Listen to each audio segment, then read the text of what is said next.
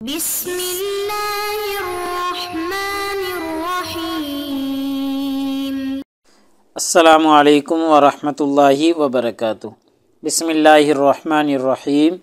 عزیز طلباء اکرام، ایم اے اسلامیات کے مضمون تاریخ اسلام کا آج ہمارا سبق نمبر 22 ہے، جس کا عنوان ہے سلطنت دہلی کا نظام حکومت۔ تو نیا سبق شروع کرنے سے پہلے ہم پچھلے سبق کا خلاصہ دیکھتے ہیں۔ پچھلے سبق میں ہم نے ہندوستان میں اسلام کی آمد کے ذرائع پر گفتگو کی تھی،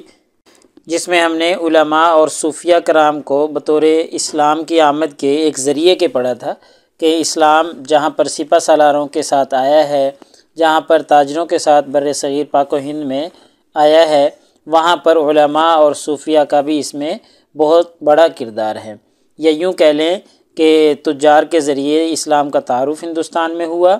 اور سپہ سالاروں کے ذریعے یہاں پر پہنچا، اور صوفیہ کرام اور علماء کرام نے اس کی ترویج اور اس کی اشاعت اور اس کی تبلیغ ہندوستان میں کی تھی۔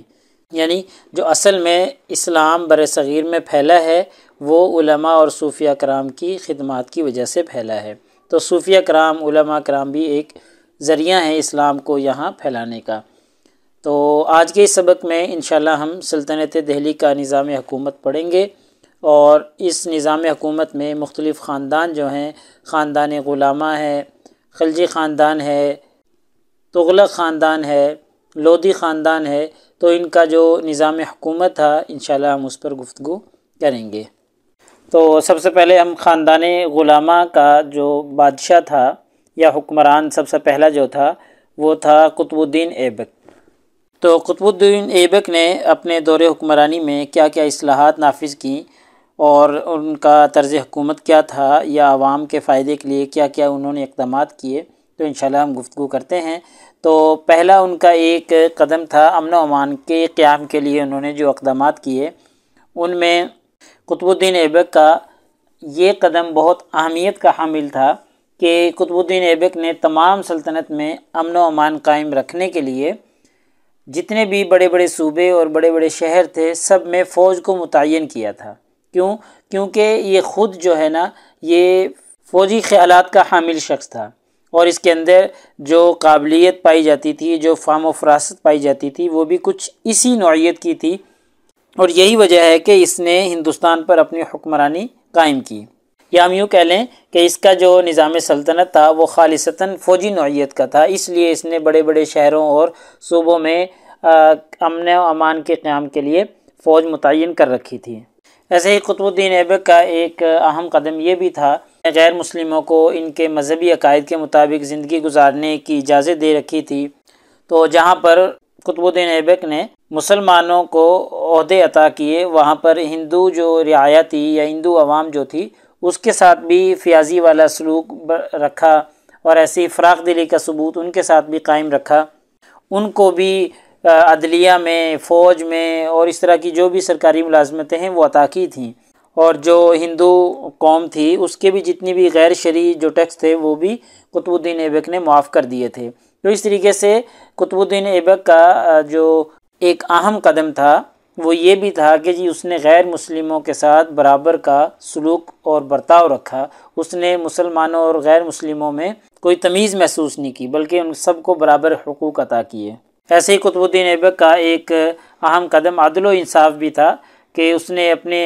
دور حکومت میں عوام الناس کو عدل و انصاف مہیا کیا۔ وہ خود بھی عدل و انصاف کا پیکر تھا اور چاہتا تھا کہ پورے ملک میں بھی عدل و انصاف قائم ہو، اور عدلیہ کے بڑے سخت قوانین اس نے بنوا رکھے تھے۔ ایسے ہی عدل و انصاف کے لیے اس نے قاضی مقرر کر رکھے تھے، اور جرائم کی سزائیں اس نے کافی سخت رکھی ہوئی تھیں، اس لیے جرائم بہت کم آپ کے دور حکومت میں ہوا کرتے تھے۔ ایسے ہی آپ کے دور حکومت کی ایک خصوصیت یہ بھی ہے کہ آپ نے شریعت کا نفاذ قائم رکھا۔ چونکہ قطب الدین ایبک خود بھی پکا اور سچا مسلمان تھا، اور اس نے شریعت کے نفاذ پر بھرپور توجہ دے رکھی تھی، اور خود بھی شریعت کا پابند تھا، اس لیے چاہتا تھا کہ پورے ملک میں بھی جہاں تک اس کی حکومت ہے وہاں پر بھی جو ہے شریعت نافذ ہو جائے۔ تو اس لیے شریعت کا نفاذ اس نے قائم رکھا، یہ اس کے دور حکومت کی ایک بڑی اہم خصوصیت ہے۔ ایسے ہی آپ کے دور حکومت کی ایک خصوصیت غیر شرعی ٹیکسوں کا خاتمہ بھی ہے۔ قطب الدین ایبک کی حکمرانی سے پہلے عوام الناس پر غیر شرعی ٹیکس لاگو تھے، تو قطب الدین ایبک نے آ کر ان تمام غیر شرعی ٹیکسوں کا خاتمہ کر دیا اور جتنے بھی ٹیکس تھے وہ شریعت کے مطابق لگائے، جس کی وجہ سے عوام الناس خوشحال ہو گئی۔ یعنی یہ مختصر سا ہم نے تذکرہ کیا ہے قطب الدین ایبک کی طرز حکومت کے بارے میں کہ اس نے بہت سی اصلاحات کی تھیں، بہت سے عوام الناس کو حقوق دیے تھے اور ان کو فائدہ پہنچانے کی کوشش کی تھی، جن میں سے چند ایک کا تذکرہ ہم نے ابھی کر لیا ہے۔ ایسے ہی خاندان غلامہ کے جو دوسرے حکمران آئے انہوں نے بھی تقریباً اسی روش پر عمل کیا تھا۔ تو چلیے اب ہم خلجی خاندان کے طرز حکومت پر تبصرہ کرتے ہیں کہ انہوں نے کس طرح کی حکمرانی کی یا ان کا طرز حکومت کس طرح کا تھا۔ تو چلیے اب ہم خلجی خاندان کے اصلاحات دیکھتے ہیں، ان کا طرز حکومت دیکھتے ہیں۔ تو خلجی خاندان میں ایک مشہور بادشاہ گزرے ہیں جن کا نام ہے علاء الدین خلجی۔ تو ان کی اصلاحات، تو ان کی ایک سب سے بڑی اصلاح یہ ہے کہ انہوں نے دولت کی فراوانی کا خاتمہ کر دیا تھا۔ اس کی ایک وجہ یہ تھی کہ ان کے زمانے میں چونکہ بغاوتیں بہت زیادہ ہوئی تھیں، تو بغاوتوں کو کچلنے کے لیے یا بغاوتوں کو ختم کرنے کے لیے انہوں نے یہ اصلاح نافذ کی کہ دولت کی جو فراوانی ہے اس کو ہی ختم کر دیا جائے۔ اس نے جتنی بھی جاگیریں تھیں وہ جاگیرداروں سے ضبط کر لیں اور سرکاری ریکارڈ میں ان کو شامل کر دیا، اور یہ بھی حکم دے دیا کہ جس کسی شخص کے پاس ذاتی سونا ہے تو سرکار اس سونے کو کسی نہ کسی طریقے سے، کسی نہ کسی بہانے سے لے اور سرکاری خزانے میں جمع کروا دے۔ تو اس کا فائدہ پھر اس کو یہ ہوا کہ لوگ روزی کے حصول میں اس حد تک مصروف ہو گئے تھے کہ پھر وہ بغاوت کی طرف جانے کا نام ہی نہیں لیتے تھے یا بغاوت کرنے کا سوچتے ہی نہیں تھے، چونکہ ان کو روزی میں مصروف کر دیا گیا تھا، ان سے جائیدادیں، مال و دولت لے لیا گیا تھا، اب وہ روزی کمانا یا روزی حاصل کرنا بس اس میں لگے رہتے تھے، تو اس لیے بغاوت کا نام ہی نہیں لیتے تھے۔ تو یہ ان کی ایک اصلاح تھی۔ ایسے ہی انہوں نے جاسوسی کا ایک محکمہ قائم کیا تھا، چونکہ اس کی وجہ بھی وہی تھی کہ ان کے زمانے میں چونکہ بغاوتیں بہت زیادہ ہوتی تھی تو بغاوتوں کو کچلنے کے لیے بروقت ان کو جاسوس جو تھے وہ خبر دے دیتے تھے، تو اس لیے انہوں نے یہ محکمہ قائم کیا تھا تاکہ مخبروں کے ذریعے کہیں بھی بغاوت اٹھ رہی ہو تو پہلے ہی اس کو ختم کر دیا جائے۔ اور یہ جو جاسوس تھے اس محکمہ کے وہ پورے ملک میں پھیلے ہوئے تھے اور ہر وقت باخبر رہتے تھے، ہر علاقے سے کہیں بھی بغاوت اٹھنے لگتی تھی تو فوراً بادشاہ کو خبر ہوتی تھی اور بادشاہ اس کو کچل دیتا تھا۔ ایسے ہی علاء الدین خلجی کی ایک اصلاح یہ بھی تھی کہ انہوں نے نشہ آور اشیاء پر پابندی عائد کر دی تھی۔ شراب جو ہے اس پر بادشاہ نے خود بھی عمل کیا اور شراب پینا چھوڑ دی، اور اس کے علاوہ جتنی بھی نشہ آور چیزیں تھیں تمام کو ترک کر دیا۔ بادشاہ نے خود بھی ان کو ترک کر دیا اور ایسے ہی عوام الناس سے بھی اپیل کی کہ ان تمام کو چھوڑ دیا جائے۔ شاہی جو میخانہ تھا اس کے برتن جو تھے وہ بادشاہ نے توڑ دیے تھے اور جتنی بھی شراب تھی سب کو بہا دیا تھا، تو اس طریقے سے بادشاہ نے ایک مثال قائم کر دی تھی عوام الناس کے لیے، اور پھر عوام الناس نے بھی اس پر عمل کیا۔ ایسے ہی علاء الدین خلجی کی ایک اصلاح یہ بھی تھی کہ اس نے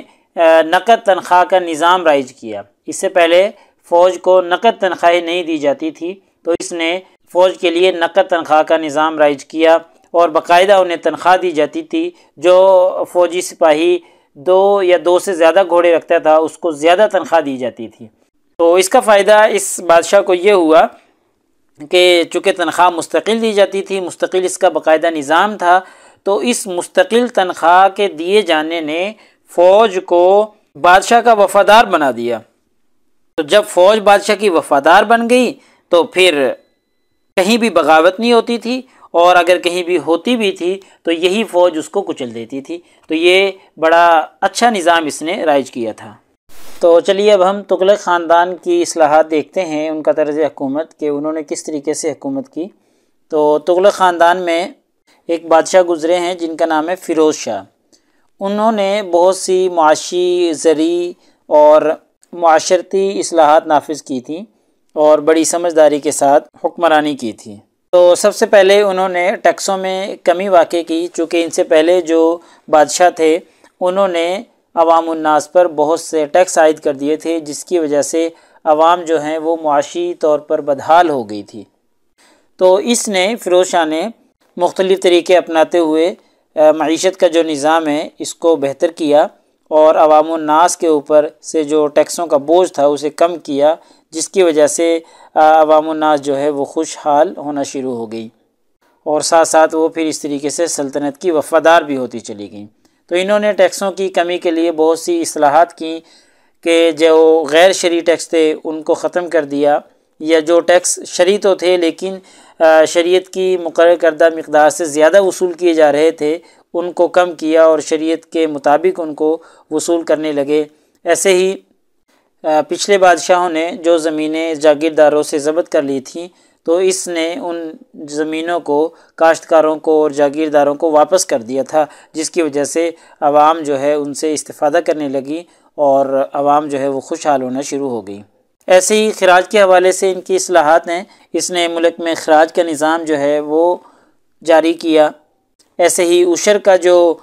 نظام ہے اسے جاری کیا کہ جو زمین سے پیداوار ہوتی تھی تو اس کا جو 10واں حصہ ہے یا 20واں حصہ ہے جو بھی زمین کی قسم ہوتی تھی اس کے اعتبار سے وصول کیا جاتا تھا۔ ایسے ہی زکوٰۃ کا نظام اس نے جاری کیا کہ جو مسلمان رعایا ہے، مسلمان عوام ہے، وہ اپنی آمدنی کا 2.5% بطور زکوٰۃ کی ادا کیا کرتی تھی، اور یہ ادائیگی جو ہے بطور ایک مذہبی فریضہ کے بھی سمجھی جاتی تھی، اور جو یہ زکوٰۃ کی رقم ہوتی تھی یہ حکومت کی طرف سے، بادشاہ کی طرف سے خیراتی کاموں میں تقسیم کی جاتی تھی یا خیراتی کاموں پر صرف کی جاتی تھی۔ ایسے ہی جزیہ کا نظام اس نے لاگو کیا، جتنے بھی ہندو تھے اور بالغ غیر مسلم تھے ان سب پر جزیہ عائد کر دیا تھا۔ ہاں البتہ کچھ لوگ اس سے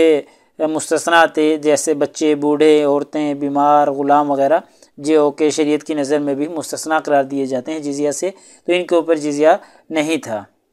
اور بادشاہ نے بڑی اہم اصلاح یہ نافذ کی کہ پہلے جتنے بھی بادشاہ تھے وہ برہمنوں سے جزیہ نہیں لیا کرتے تھے، لیکن سلطان فیروز شاہ نے ان پر بھی جزیہ لگا دیا تھا۔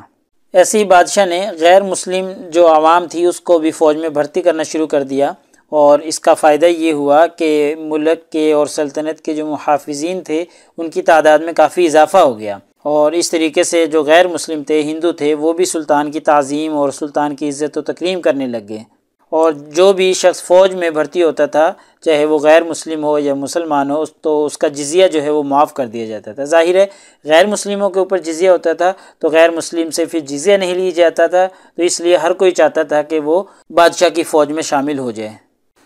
ایسے ہی اب ہم لودھی خاندان کی دیکھتے ہیں کہ ان کی کیا اصلاحات رہی ہیں، طرز حکومت ان کا کیا رہا ہے۔ تو لودھی خاندان نے بھی بڑی حکمت عملی کے ساتھ ہندوستان پر حکومت کی ہے۔ تو لودھی خاندان میں ایک بادشاہ گزرے ہیں جن کا نام ہے سکندر لودھی۔ انہوں نے نظام سراغ رسانی قائم کیا تھا، اور ان کا مقصد بھی وہی تھا جو ہم پیچھے بھی پڑھ چکے ہیں کہ جو باغیانہ سرگرمیاں ہیں ان کی روک تھام، چونکہ امراء اور وزراء میں اکثر باغیانہ سرگرمیاں چلتی رہتی ہیں اور ان کے ذہن میں باغیانہ خیالات آتے رہتے ہیں، تو اس کے خاتمے کے لیے اس نے سراغ رسانی کا نظام متعارف کروایا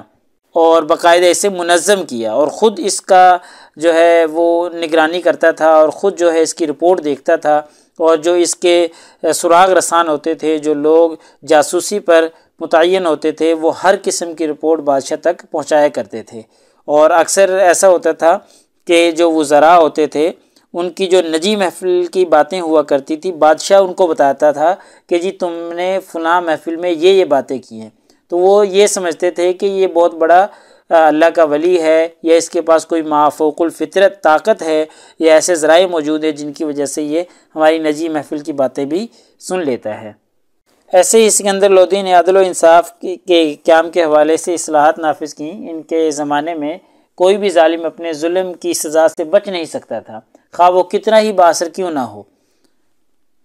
اور ایسے ہی سکندر لودھی جو تھے وہ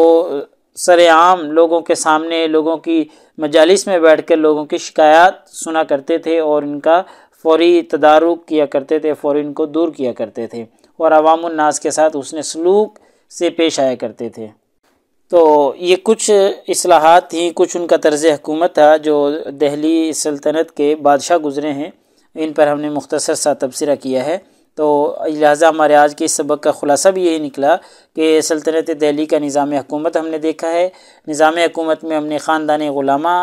کا ایک بادشاہ جو تھا قطب الدین ایبک، اس کا طرز حکومت دیکھا، خلجی خاندان کے ایک بادشاہ کا طرز حکومت دیکھا، تغلق خاندان جس نے بادشاہت کی ہے اس کے ایک بادشاہ کا ہم نے نظام حکومت دیکھا، اور پھر لودھی خاندان کا آخر میں ہم نے دیکھ لیا ہے۔ تو پیپر میں پوچھے جانے والے سوالات سے متعلق اگر ہم گفتگو کریں تو ایک یہی سوال ہے کہ دہلی کا نظام حکومت کیا تھا، یا کس طرز کا ان کا حکومت تھی، یا یہ اس طریقے سے یا اس ٹریٹمنٹ کے ساتھ سوال پوچھا جا سکتا ہے۔ تو اگلے سبق نمبر 23 میں انشاءاللہ ہم سلطنت دہلی کے علمی کارناموں کے حوالے سے گفتگو کریں گے کہ دہلی کے جو بادشاہ گزرے ہیں، سلاطین دہلی جن کو کہا جاتا ہے، ان کے علمی کارنامے کون کون سے ہیں، اور کس کس بادشاہ نے کون کون سے علمی کارنامے سر انجام دیے ہیں۔